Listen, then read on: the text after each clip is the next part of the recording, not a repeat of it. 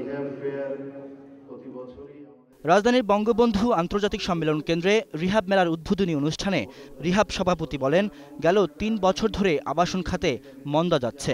দুর্নীতি দমন কমিশন দুদক বিনিয়োগকারীদের টাকার উৎস জানতে চাওয়ার কারণে ৭৬,০০০ কোটি টাকা বিদেশে পাচার হয়ে গেছে।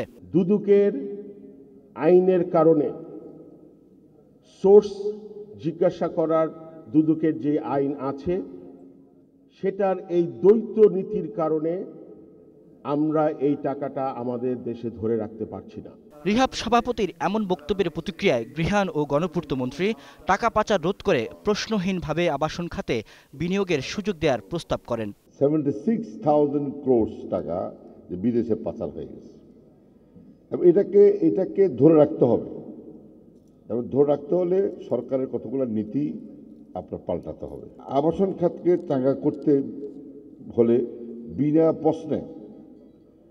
প্রশ্নে কালো টাকা যেটা বলা হয়, এই টাকাটা আমি অনুরোধ করব এটাকে যেন সেই আগের জায়গায় নিয়ে যায় এবং অপদিষ্ট আয় যেন এখানে দিলে যেন এটা প্রশ্ন করা না হয়। পরে মন্ত্রী মেলার বিভিন্ন স্টল ঘুরে দেখেন। 5 দিনব্যাপী এই মেলা চলবে আগামী 27 ডিসেম্বর পর্যন্ত। রিয়াদ সুমন, একুশে টেলিভিশন, ঢাকা।